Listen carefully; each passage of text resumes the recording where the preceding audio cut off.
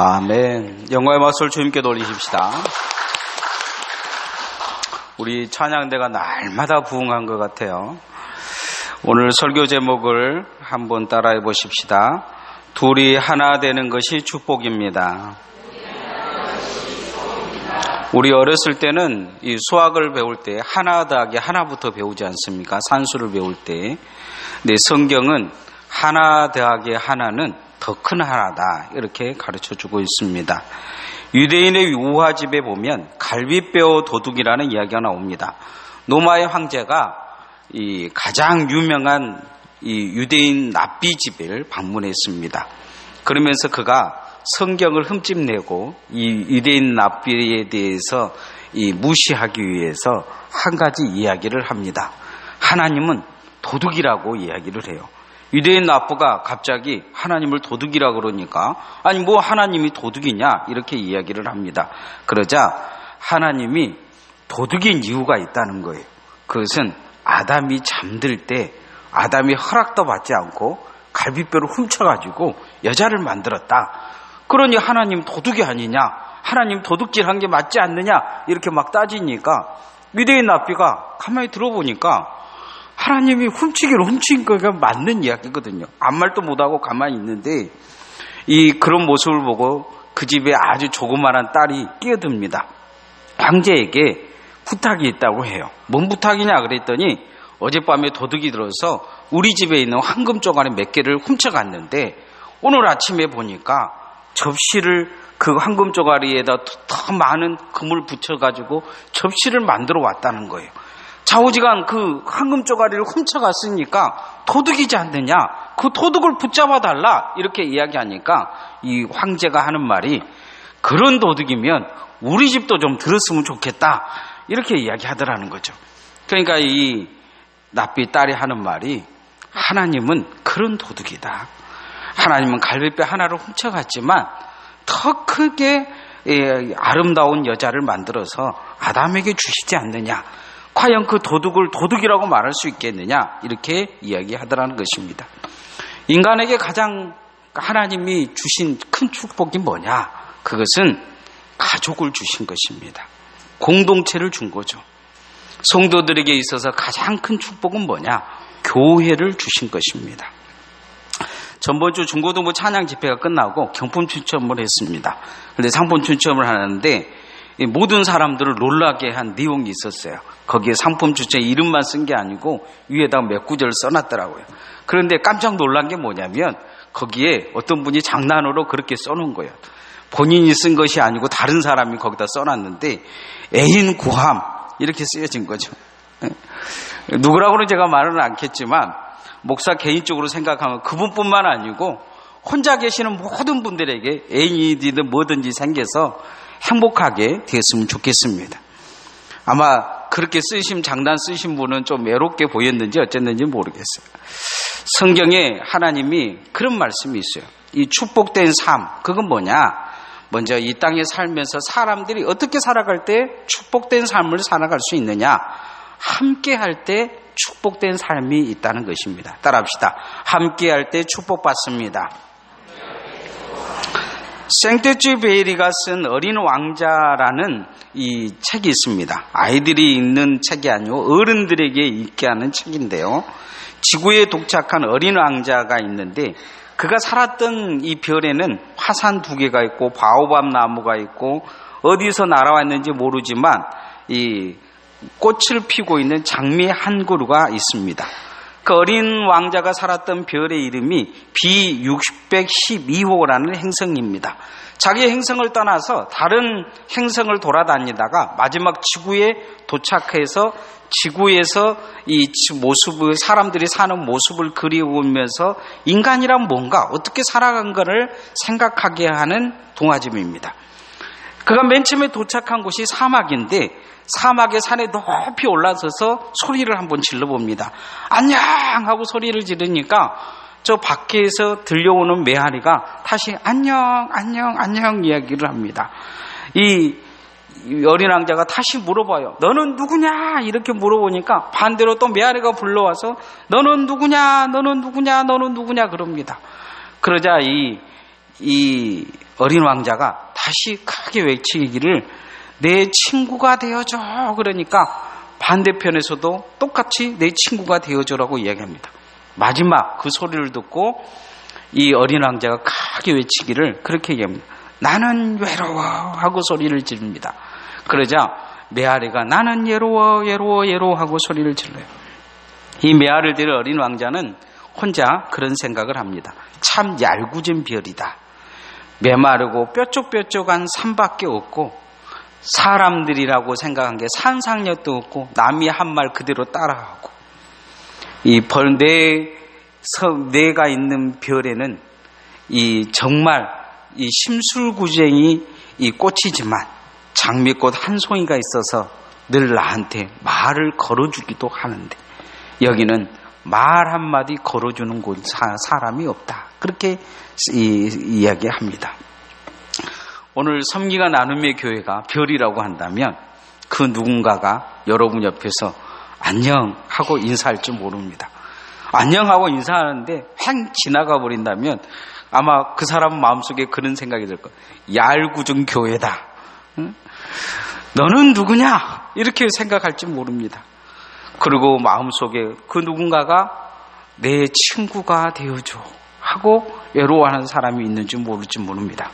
그러면서 속으로 나는 외로워 하고 말하고 있는 줄 모릅니다. 혹시 내 옆에 앉아있는 사람이 그런 사람인지 모를지 모릅니다.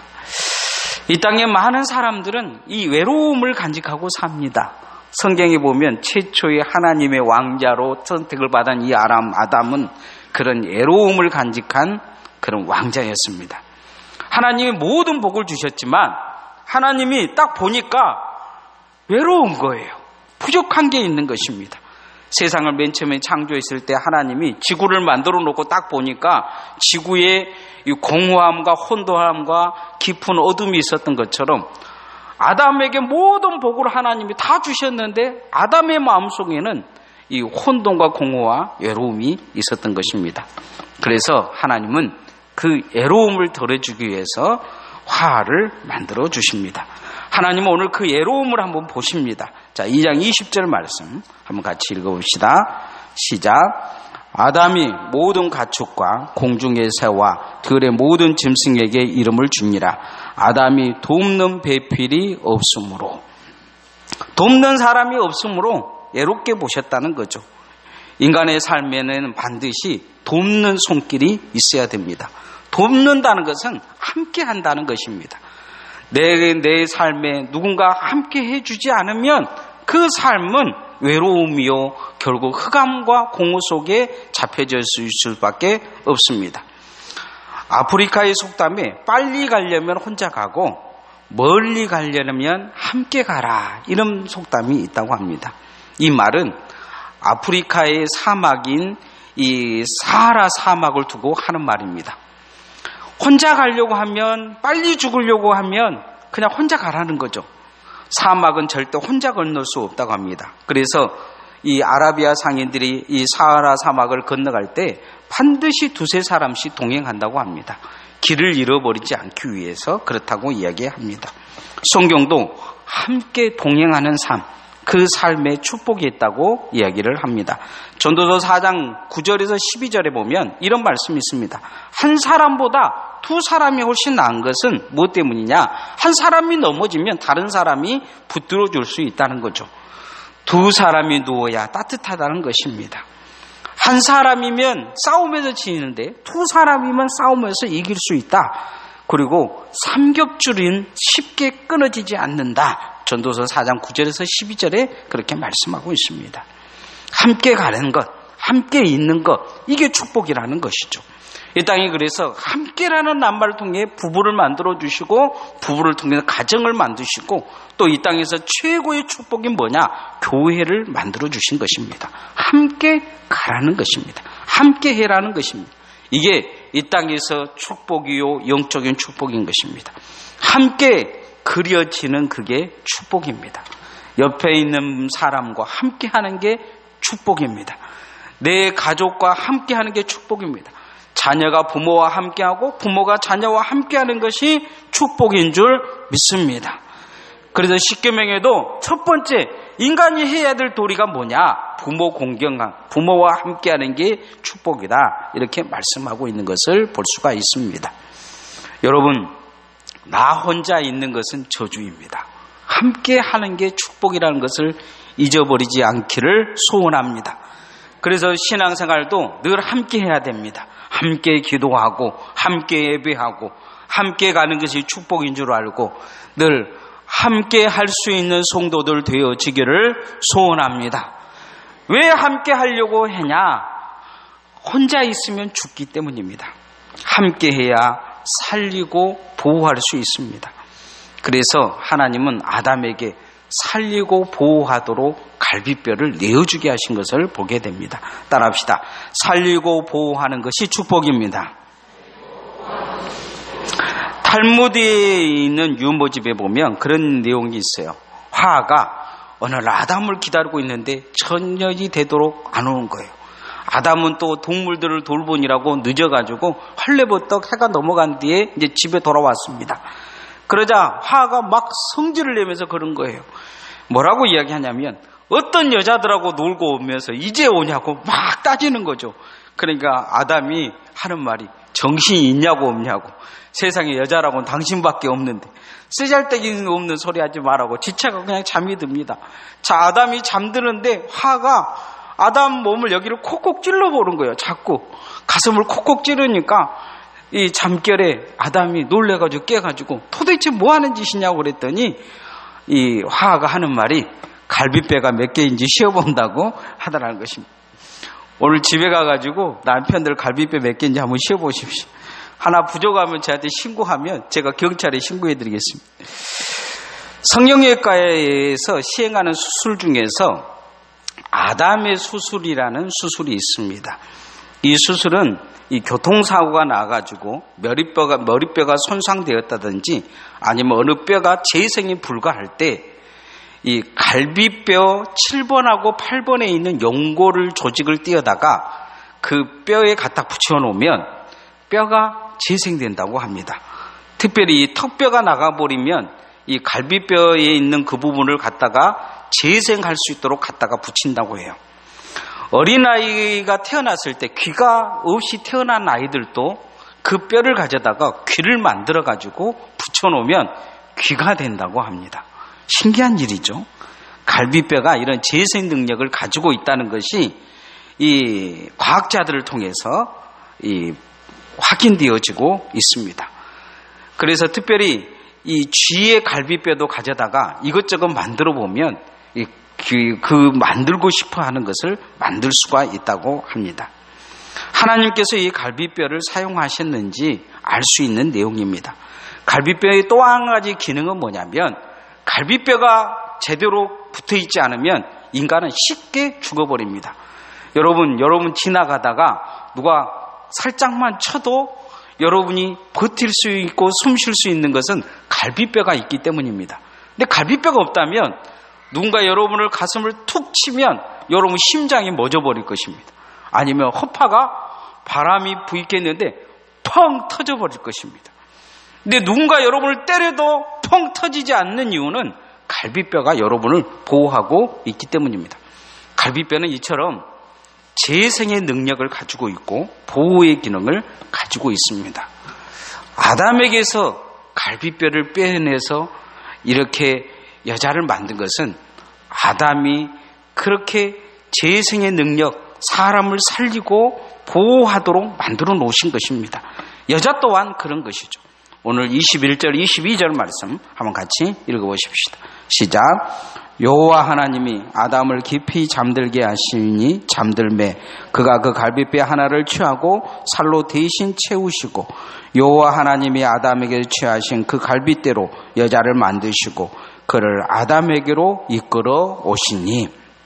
오늘 보면 아담의 갈비뼈를 통해서 새 사람을 다시 만들어 놓는 것을 볼 수가 있습니다. 인간이 어떻게 살아야 될 것인가? 이 갈비뼈처럼 살아야 될 것입니다. 누군가를 살려주고 보호해주는 삶을 사시기를 소원합니다. 예수님은 우리에게 오셔서 이런 기능을 하고 계십니다. 예수님은 죽은 우리의 영을 다시 재생시켜 주셨습니다. 그리고 우리를 사단에게서 보호하시고 죽음에서 보호하시고 어둠에서 보호하고 계신 것입니다. 갈빗뼈 같은 역할을 해주고 계시는 것이 예수님의 모습입니다. 그냥 여러분 머리뼈로 만들어놨다면 머리 역할만 하려고 하고, 세상에 다리뼈로 만들어놨다면 아마 그냥 달리기만 열심히 하고 그런 사람이 될지 모릅니다. 그러나 갈빗뼈로 사람을 만들으셨다는 것은 의미 있는 생각을 갖게 하는 것입니다. 올해 개봉된 영화 헥소곶이라는 영화가 있습니다. 이 영화의 주인공 데스몬드라는 이 청년은 전쟁터에 나갔는데 사람을 죽일 줄을 모르는 것입니다. 신앙이 너무 좋아가지고 예수님이 살인하지 말라고 이야기했기 때문에 자기는 죽일 수 없다고 총을 못 쏘는 거예요. 그러니까 이 고문관이 된 거죠. 사람들이 지나가면서 니는 총도 못 쏘냐 하면서 구박하고 난리가 납니다. 그런데 전쟁이 막 나기 시작하는 이 헥소곶에서 사람들이 막 죽어가니까 후퇴를 해갑니다. 미군이 후퇴해 가는데 뒤돌아보니까 사람들이 죽어가면서 소리를 살려달라고 소리를 지르는 거예요. 다 후퇴하는데 이 데스몬드만 후퇴를 못합니다. 그러면서 그는 유생병이 가지고 있는 그런 위생약을 짊어지고 가서 피를 흘리는 자들에게 피를 흘리지 않도록 이렇게 피 지혈을 해주고, 고통이 있는 자에게 몰피를 놔주고, 그리고 그들을 한 사람 한 사람 안전한 곳으로 이렇게 옮겨가기 시작합니다. 그가 구한 병사의 수가 75명이나 됩니다. 이건 실화입니다. 2차 대전 때 당시 오키나와 전투에 참석했는데 75명을 부상병을 구해낸 데스몬드를 이 이야기를 이 영화로 만든 것입니다. 이 전쟁에서 뚜렷하게 저 영화 감독이 그리고 싶어 했던 것은 뭐냐면, 포탄이 막 사방대 터지는데 그 포탄 터지는데 사람 죽이려고 쳐들어오는 사람들이 있습니다. 그게 누구냐면 일본군 이 군인들입니다. 그들이 하는 말이 뭐냐면, 천황을 위해서 죽음을 불사하고 포탄이 떨어지는데 막 그 포탄 속으로 사람 죽이기 위해서 쳐들어옵니다. 그런데 그 반대편에서 포탄이 떨어지고 있는데 사람 살리기 위해서 뛰어다니는 한 청년이 있습니다. 이 데스몬드라는 이 청년이 그렇게 그곳을 뛰어다니면서 사람 살리기 위해서 애를 쓰는 것입니다. 이 땅의 삶에 많은 세상 사람들은 자식이 살기 위해서 애를 쓰며 아침부터 저녁까지 힘을 쓰고 삽니다. 그러나 예수님의 사람들은 그렇게 살아서는 안 될 사람들입니다. 예수님의 사람들은 어떤 사람들이냐? 영혼 구원을 위해서 한 사람이라도 살리기 위해서 최선을 다해서 이 땅에 뛰어다녀야 될 줄 믿습니다. 이 땅에 예수님의 사람들은 어떻게 살아야 되느냐? 갈빗뼈 같은 역할을 해줘야 됩니다. 아담에게서 하나님이 뽑아내는 갈빗대, 세상에서 뽑아내는 갈빗대가 바로 예수 그리스도의 사람들입니다. 세상을 재생하고 또 구원받은 사람들을 보호하며 교회를 보호해야 될 사람들이 예수 그리스도의 사람들입니다. 내가 있는 곳에서 한 생명이라도 더 살려내고 한 생명이라도 보호해야 될 책임이 우리에게 있는 줄 믿습니다. 그런 사명을 감당하고 있다면 그 사람은 정말 축복받은 사람입니다. 왜냐하면 그 사람이 하나님의 사람이요, 그 사람이 하나님의 나라에 가면 상급받을 사람이요, 그 사람이 하나님의 나라에 가면 하나님께 칭찬받을 사람이기 때문입니다. 가정과 교회가 그렇게 서야 될 줄 믿습니다. 이 땅에 어둠에 있는 곳에서 빛을 재생하고 생명을 재생하고 그렇게 보호하는 그런 축복받는 하나님의 사람들로 설 수 있기를 주님의 이름으로 축복합니다. 마지막 세 번째, 이 땅에서 우리가 살아가는 축복 중에 최고의 축복은 뭐냐? 한 몸 되어주는 축복입니다. 따라합시다. 한 몸이 될 때 축복받습니다. 제가 서두에 그런 이야기를 했죠. 하나 더하기 하나를 애들한테 물어보면 다들 둘이라고 합니다. 그러나 예수님의 사람들은 생각을 바꿔야 되는데 하나 더하기 하나는 더 큰 하나가 돼야 된다는 것이죠. 어느 날 몸이 하나인데 머리 둘인 아이가 태어났습니다.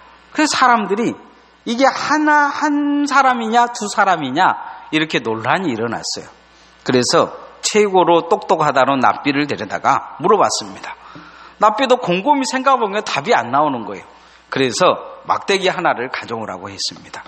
막대기 하나를 가져와가지고 한쪽 아이 머리를 세게 때렸어요. 그랬더니 한쪽 아이가 아야 하면서 우는 거예요. 그런데 반대쪽에 있는 아이는 그게 재미있는가 희죽희죽 웃는 것입니다. 그러니까 납비가 그렇게 이야기했어요. 이 아이들은 둘이라고.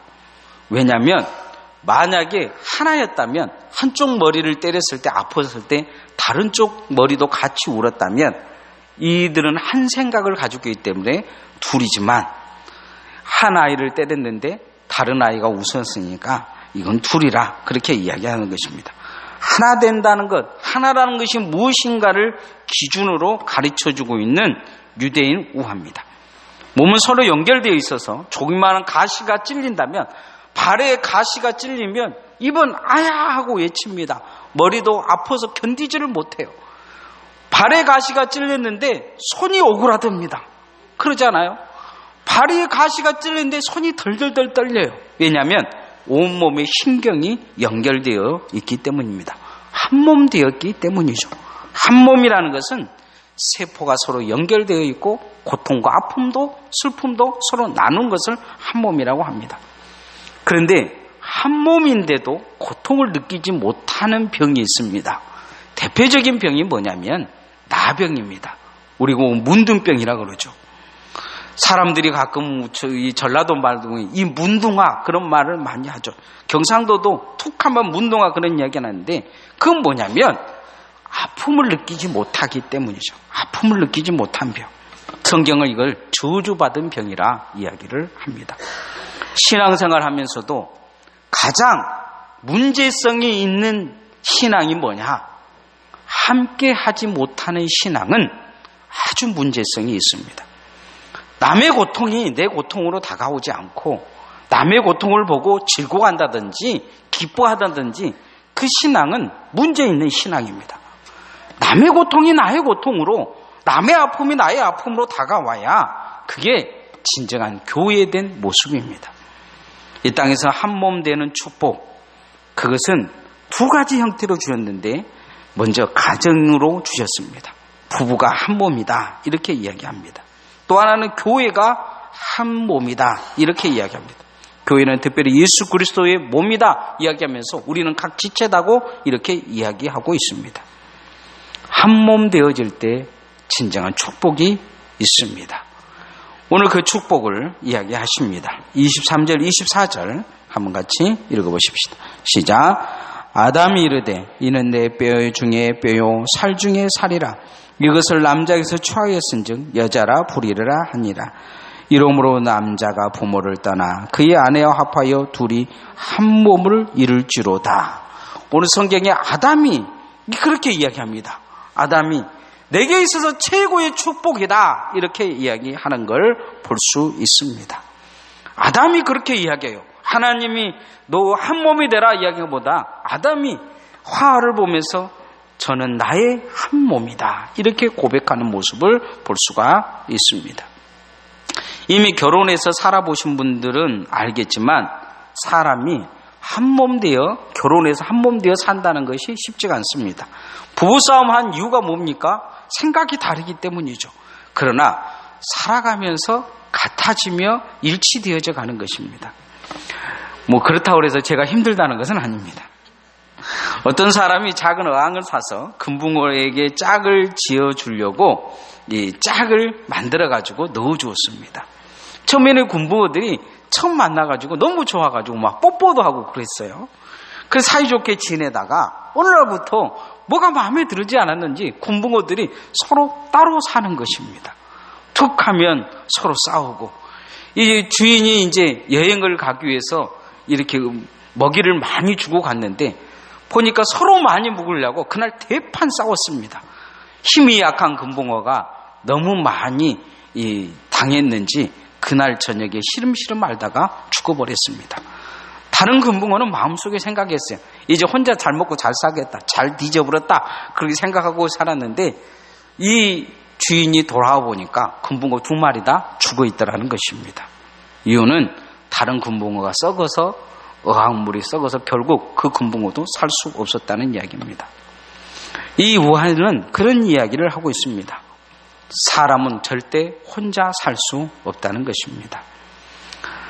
다른 사람이 죽으면 나도 죽는 것입니다. 교회와 가정이란 이처럼 생명으로 서로 이어져 있습니다. 함께 살아야 함께 사는 것입니다. 한 몸이라는 것을 우리는 잊어버려서는 안 될 것입니다. 우리가 함께 갈 때, 함께 할 때 하나님의 축복이 있습니다. 교회와 가정을 어떻게 이루어가야 될 것이냐, 우리는 늘 그것을 잊어버리면 안 됩니다. 따라합시다. 우리는 한 몸입니다. 늘 그 생각을 잊어서는 안 됩니다. 저 사람의 고통은 나의 고통이라는 것을 잊어버리면 안 됩니다. 저 사람의 아픔은 나의 아픔이라는 것을 잊어버리면 안 됩니다. 하나님은 반드시 그것을 갚게 하십니다. 왜냐면요, 하나님은 정의와 공의와 사랑의 하나님이시기 때문입니다. 하나님의 축복이 어디에서 오느냐? 한 몸 될 때 온다는 것을 잊어버리면 안 됩니다. 사람들은 가끔은 그것을 잊어버리고 남남이라 생각할 때가 많습니다. 사람은 절대로 남남이 될 수가 없습니다. 같이 살 때, 사랑할 때, 섬길 때 축복이 임한 줄 믿습니다. 그렇지 않으면 반드시 저주가 임합니다. 하나님의 저주는 어디에서 오느냐? 나누어질 때, 분리될 때, 남에게 고통을 줄 때, 남의 고통이 나의 고통으로 다가오지 않을 때, 그건 하나님의 저주가 임한 것입니다. 이제 말씀의 결론을 맺으면 둘이 하나 되는 축복, 이것을 우리는 반드시 이루고 살아야 될 줄 믿습니다. 둘이 하나 되는 것이 축복입니다. 제가 오늘 설교 준비를 하면서 그런 생각을 해봤어요. 옆 사람에게 손을 딱 잡고 애롭지요, 제가 함께 해드리겠습니다, 이렇게 제가 이렇게 시키려고 하다가 마음속에 그 생각이 들더라고요. 혹시 이성끼리 서로 옆에 앉아있다가 손잡고 눈 맞아버리면 어쩔까? 그래서 그건 못 시키겠어요. 그런데 마음속에 우리가 그런 마음을 가지고 있어야 됩니다. 저 사람이 외롭지는 않을까? 저 사람이 힘들지는 않을까? 저 사람이 고통스럽지는 않을까? 우리가 그런 마음이 있어야 정말 사람들이 마음을 열고 나를 위해 기도해 주십시오, 내가 이렇게 아픕니다, 내가 이렇게 외롭습니다, 내가 이렇게 힘듭니다, 이렇게 말할 수 있는 것입니다. 근데 오늘날 사람들은 그렇게 말하지 못해요. 무슨 말 한마디 해놓으면 동네 방네 소문 다 나가지고 뭐가 어쩌다 저쩌다, 누가 조금만 아프면 내일 모레 죽은다더라, 그럴 줄 알았다, 기도 안 하니까 그렇지, 조금만 아프면 교회 와서 기도해야지, 뭐 어쩌고 저쩌고 이야기하고, 그렇게 막 험상궂은 이야기들을 막 했으니까 누구도 자기 마음에 문을 열지를 못하는 거예요. 저 사람이 나를 위해 울어줄 수 있을까? 울어주기보다는 뒤에서 비웃고 조롱할 것 같으니까 아무도 마음의 문을 열지를 못하는 것입니다. 겉으로 보는 게 한 몸인 것 같지만 서로 고통을 나눌 수 없는 그런 시대를 우리가 만들어가고 있는 것입니다. 우리는 우리 스스로도 늘 회개해야 될 것입니다. 한 몸 되지 못하고 하나 되지 못하는 것, 살리지 못하고 보호해주지 못했던 것, 한몸 되지 못했던 것에 대한 깊은 회개가 우리 안에 있어야 될 것입니다. 부부 사이에도, 형제 사이에도, 특히 교회 가운데 둘이 하나 되는 축복이 있어서 하나님이 반드시 축복해 주실 수 있는 조건이 여러분에게 주어지기를 소원합니다. 찬양하겠습니다.